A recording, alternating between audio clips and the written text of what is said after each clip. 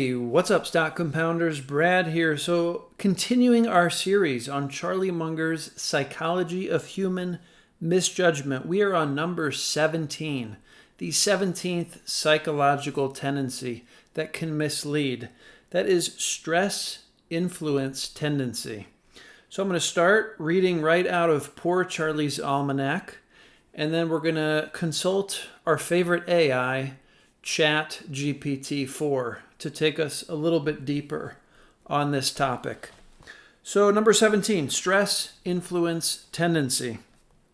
Everyone recognizes that sudden stress, for instance from a threat, will cause a rush of adrenaline in the human body, prompting faster and more extreme reaction.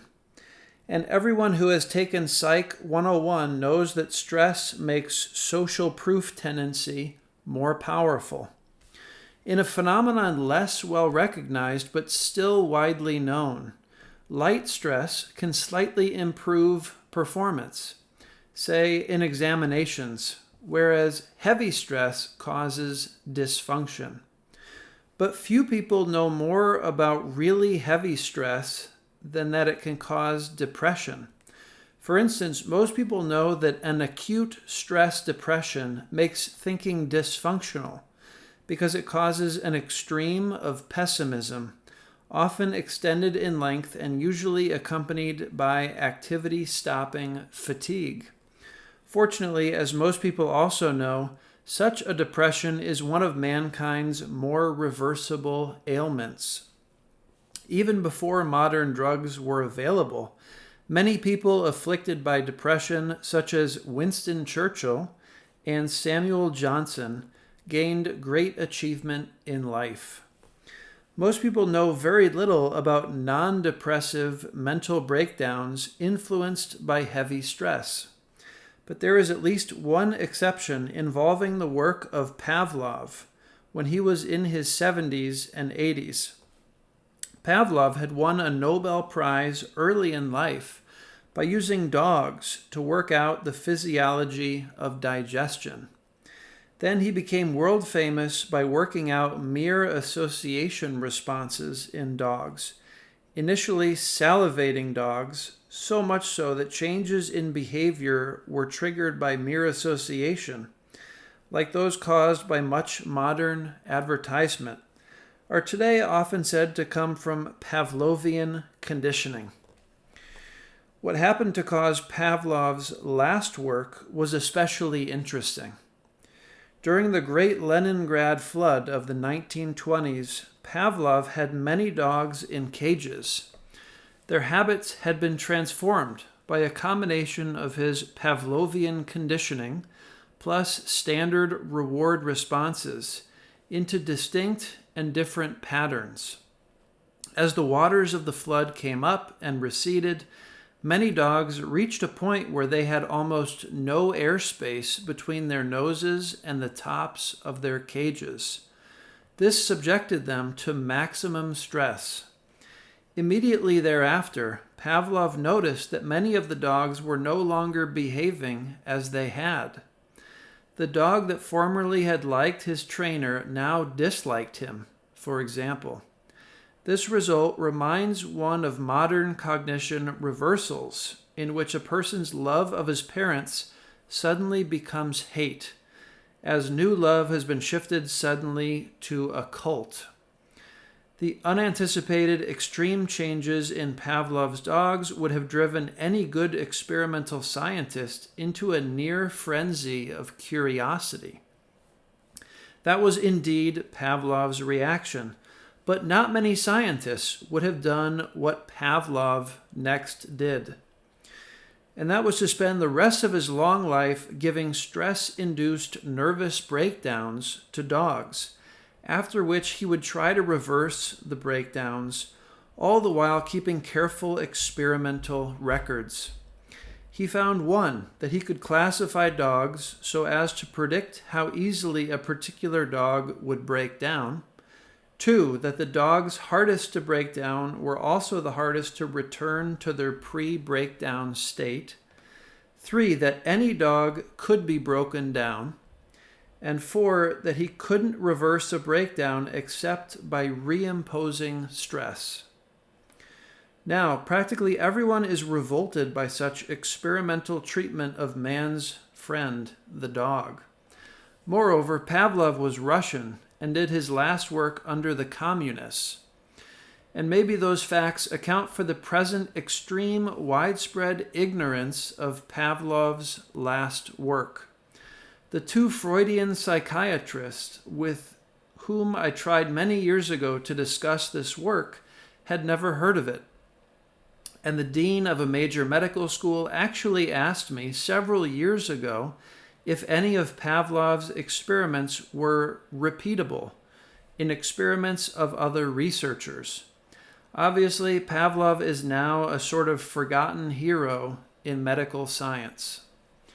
I first found a description of Pavlov's last work in a popular paperback written by some Rockefeller-financed psychiatrist when I was trying to figure out, 1, how cults worked their horrible mischief, and 2, what should the law say about what parents could do to deprogram children who had become brainwashed zombies. Naturally, mainstream law objected to the zombies being physically captured by their parents and next subjected to stress that would help to deprogram the effects of the stress they had endured in cult conversions.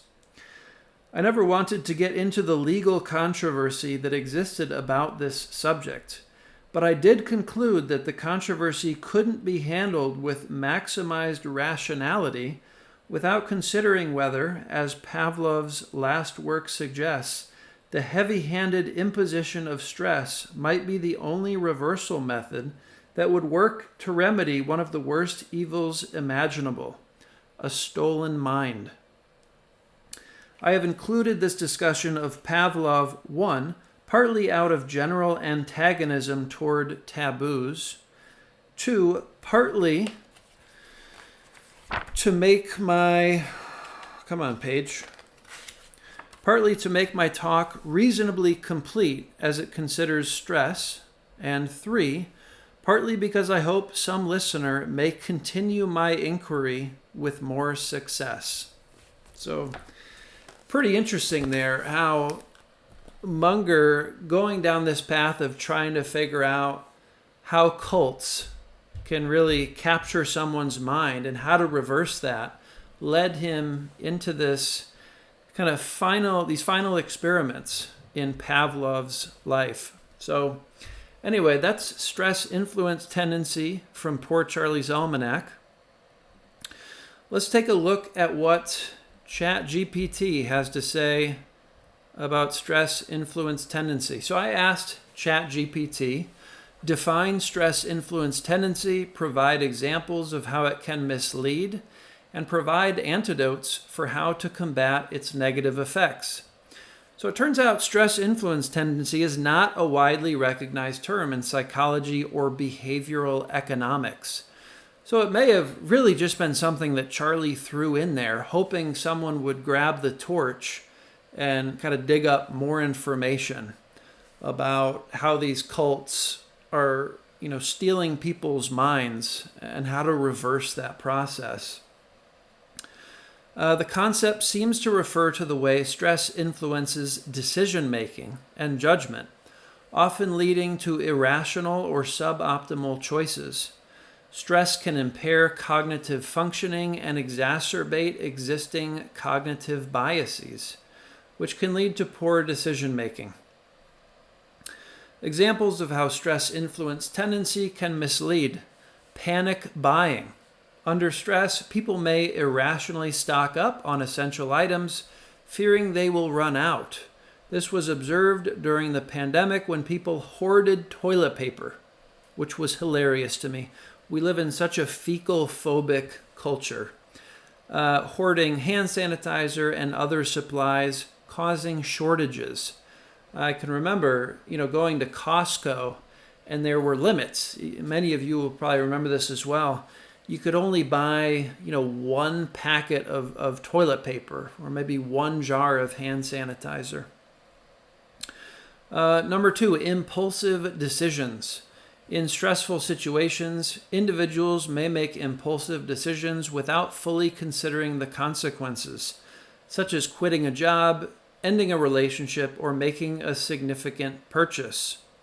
This makes me think of like a midlife crisis, right? Where someone will go out and buy a motorcycle, which kind of ties in to the fourth example here as well. Number 3, tunnel vision. Stress can cause people to focus on a single aspect of a problem, overlooking other important factors. This narrow focus can lead to suboptimal solutions or missed opportunities. This makes me think of like a stock market crash, right? You're so paranoid, you're so focused on what's happening with the companies you own that you miss perhaps other great bargains that are available, other opportunities, because you're so focused on the stress of having a portfolio that's down a lot on paper. And number 4, risk aversion or risk-seeking behavior. Stress can impact risk perception, leading people to be either overly cautious or overly reckless in their decision-making. Right? Obviously, buying a motorcycle because you just turned 40 or 50, that's a fairly risky activity. But if you're feeling the stress of aging, maybe you don't care so much. You just want that quick hit of feeling alive, right? Antidotes to combat the negative effects of stress-influence tendency. Number 1, awareness. Recognize when you are under stress and be conscious of how it may be affecting your decision making. Acknowledging the potential for biased thinking can help you take a step back and reevaluate your choices. Number 2, mindfulness and relaxation techniques. Practice mindfulness, deep breathing, or other relaxation techniques to manage stress levels and reduce its impact on decision making. Maybe you do some, meditation, Wim Hof breathing, yoga. These are all kind of in the mindfulness relaxation category. Number 3, seek input from others. Consult with trusted friends, family members, or colleagues to gain different perspectives and counteract the negative effects of stress on your judgment. Right? It can help to get some perspective from people who aren't suffering from this influence of stress. Number 4, slow down. Give yourself time to think through decisions thoroughly, especially when under stress. Taking a step back and allowing yourself to process information can help you make more rational choices. This reminds me, I think, of something that Guy Spear said about when there's something happening in the portfolio where you really feel the need to act, like, maybe the stock market is crashing. Often the best thing to do is do nothing, okay? Step back, kind of assess the situation rationally, take your time. That can really help. Number 5, maintain a healthy lifestyle. Regular exercise, a balanced diet, and sufficient sleep can help reduce stress levels and improve overall cognitive functioning, right? The opposite of these things can lead to more stress, right? If you're not exercising, if you're eating crappy food, not sleeping well, those can all kind of pile on to the stress. And finally, number 6, develop healthy coping mechanisms. Learn to manage stress by engaging in activities that promote relaxation. We've already kind of talked about that, mindfulness and relaxation techniques.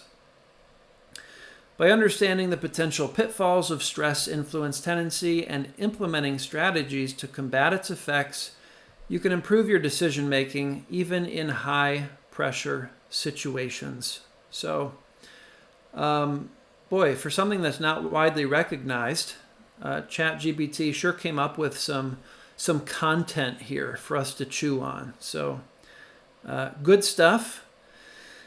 That's it. That's all I've got for stress influence tendency. If any of you guys find more information that might help Charlie crack this kind of cult reversal that he's looking for, let us know in the comments. Maybe Charlie's watching. That'd be awesome if he was. But that's all I got for today, guys. Thanks for watching, and I'll see you in the next one. Take care.